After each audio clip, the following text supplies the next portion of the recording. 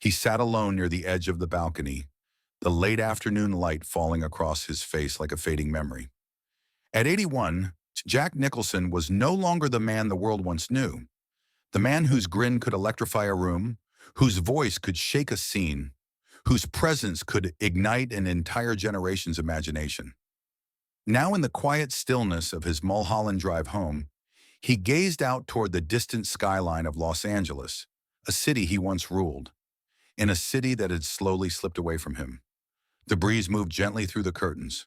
His breathing was slower now, softer, as though each exhale carried decades of untold stories. On the small table beside him lay a photograph, him in his prime, standing proudly on a film set, surrounded by lights, cameras, and a world that adored him. But today he didn't reach for it. Instead, he whispered something barely audible, a confession, a truth he had never dared to say out loud. And it was this truth, fragile, deeply personal, and buried for years, that would finally come to light. A truth that would break the hearts of millions around the world once they learned what had been weighing on him during these quiet, hidden years. Before we step into this story, take a breath with me. Subscribe if you wish, so together we can walk through the fragile human moments behind the legends we thought we knew. Jack Nicholson was born on April 22, 1937 in Neptune City, New Jersey, a place far quieter than the chaos that would follow him later. But to understand the tragedy of his twilight years, we must return to where it all began. To understand the quiet sorrow that followed Jack Nicholson into his 80s, we must return to the beginning, to the narrow streets, the cold mornings, and the secrets that shaped him long before Hollywood ever knew his name. Jack grew up in a modest home in New Jersey, where the smell of salt water drifted in from the nearby coast, and the air carried the echoes of working-class America. His childhood was not marked by luxury or ease. It was marked by mystery, one so deep, so defining, that it would not reveal itself until he was well into adulthood. He was raised by a woman he believed was his mother, Ethel, a strong-willed, disciplined figure who pushed him toward resilience. His older sister, Renee June, was glamorous, unpredictable, a dreamer who chased the world of show business. Jack adored June. Her charisma, her charm, her laughter that filled every room. She became, for him, the first spark of what it meant to perform, to be larger than life. But what he didn't know, what no one told him, was that June was not his sister. She was his mother, and Ethel, the woman he thought had given him life, was actually his grandmother. This truth, this seismic revelation, would not come to him until decades later, long after he had become a Hollywood titan.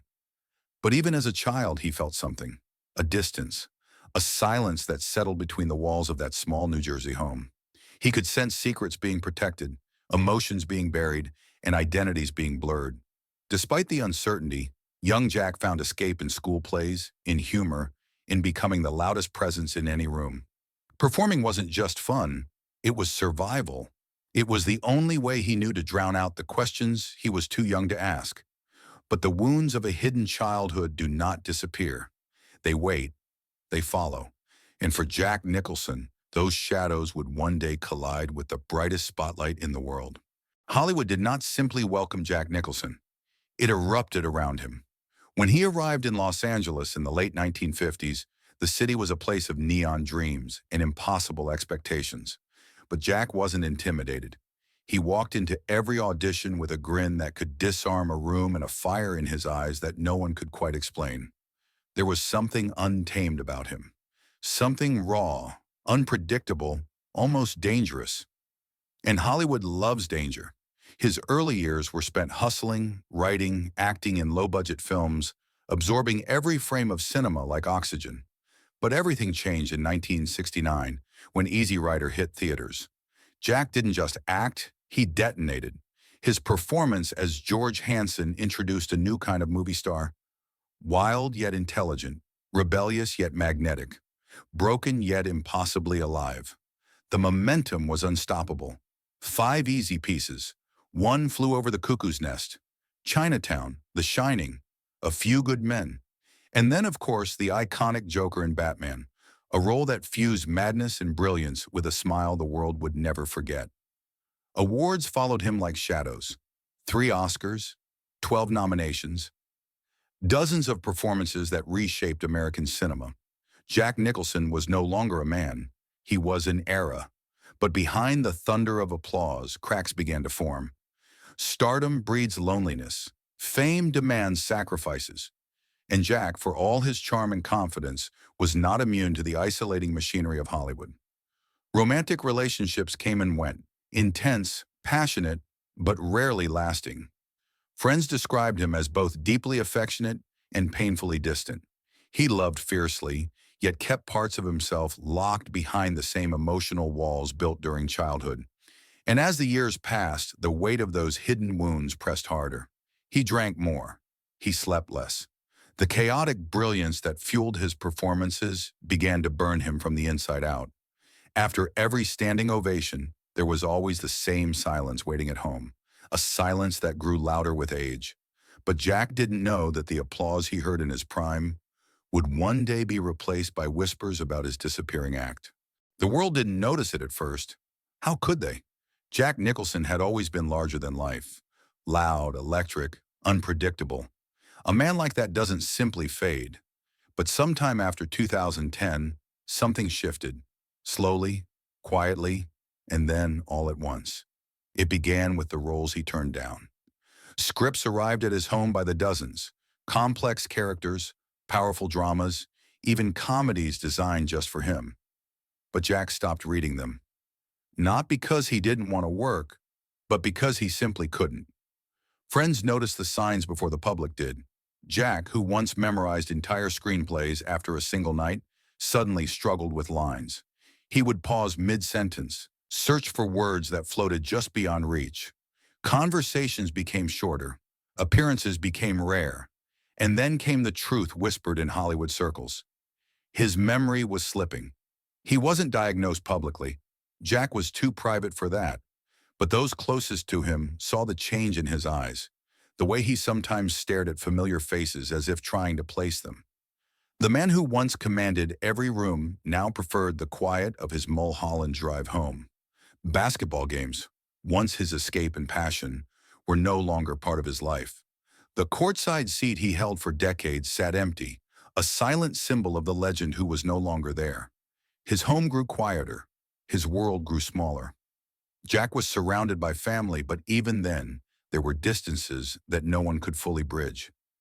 His children visited often, but he sometimes drifted during conversations, lost in thoughts only he could see. Some days were bright. He would laugh, remember stories, talk about old films. But other days were cloudy, suspended in a haze of confusion and fatigue. Yet the greatest pain did not come from fading memory. It came from reflection, from looking back and realizing there were wounds he never healed, people he never apologized to, chapters he never closed. Old friends spoke of a moment when Jack, sitting in the dim glow of his living room lamp, admitted something quietly. "I'm not afraid of dying. I'm afraid of being forgotten by the people I didn't treat right." That vulnerability, so unlike the fearless characters he portrayed, revealed a truth Hollywood had never seen in him. And then, as the years passed, the silence around Jack grew deeper, until finally the weeks that would expose the heartbreak of his twilight years began. A few weeks before the world would finally learn the truth about what he had been enduring, Jack Nicholson spent most of his days in the quiet corners of his home, rooms once filled with friends, laughter, and late-night conversations. Now they held only the soft hum of the air conditioner and the distant echo of memories. He moved slower. He spoke softer. And in those final weeks of clarity, when the fog briefly lifted, he allowed a few trusted people into his world again. Not for long, not for dramatic goodbyes, but for brief moments of honesty, moments that revealed the weight he had been carrying. One afternoon, as the lights spread across the wooden floor, his oldest friend visited. They sat beside the window where Jack often watched the city he once commanded. His friend asked gently, "Is there anything you still wish you could do?" Jack took a long breath. His voice, thin but sincere, replied, "I wish I had been there more, for the people who counted on me." It wasn't regret for missed films, lost awards, or abandoned projects. It was regret for the silences, the absences, the emotional walls he built around himself for protection, walls that kept out the people he loved. Another visit came from his daughter. She brought old photographs, Jack on set, Jack holding his newborn children, Jack smiling with friends long gone. As she placed the pictures in his hands, he stared at them for a long time. "Dad," she whispered, "you gave the world so much." Jack blinked slowly. "But sometimes I kept too little for home." These were not dramatic speeches, not grand declarations. They were simple truths, spoken softly by a man who had lived loudly for too long. During the last calm days, Jack spent a lot of time on his balcony. He watched the sun dip behind the Hollywood hills, the shadows stretching across the city that shaped him. And in that stillness, he shared one final confession with a family member standing beside him, a confession that would later break hearts when the world learned it. He said almost to himself, "I was never afraid of losing fame. I was afraid of losing myself. And I think, somewhere along the way, I did." It was a fragile admission, spoken not by a Hollywood titan, but by a man confronting his own humanity.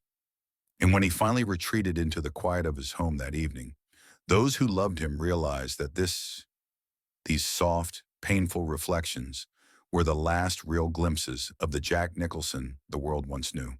When the truth about Jack Nicholson's final years finally surfaced, the world reacted with a stunned, aching silence. People had always imagined him as invincible, the grin, the swagger, the unshakable confidence. But behind the myth was a man who, in his later years, quietly disappeared into the soft shadows of his home, leaving behind one of Hollywood's most powerful legacies. Fans gathered outside theaters where his films once premiered. Old interviews resurfaced. Critics wrote long reflections about how he had redefined acting, not through perfection, but through authenticity. Jack never pretended to be flawless. He embraced the chaos of being human. And that vulnerability, more than anything, is what made him timeless. His estate, estimated at hundreds of millions, was planned carefully. Portions were set aside for his children, ensuring they would be cared for long after he was gone. Other parts were quietly directed toward foundations supporting young filmmakers and mental health programs, causes he believed mattered more than fame itself. But beyond the numbers, beyond the wealth and awards, his truest inheritance lived in something far simpler. You can still feel it today, in quiet film schools where students study his scenes frame by frame, in dimly lit bars where someone quotes a line from The Shining, in families who gather to watch One Flew Over the Cuckoo's Nest on a rainy evening, in young actors who step onto a stage for the first time because Jack showed them that imperfection could still be extraordinary. He left behind questions too, questions about identity, regret, and what it means to be remembered. And those questions linger, echoing far beyond the end credits of his life. When the lights fade, what do we truly leave behind? And who will hold our final words when the world grows quiet? If this story touched you, let it be a reminder. Even legends are human, and sometimes the most fragile truths are the ones that endure the longest.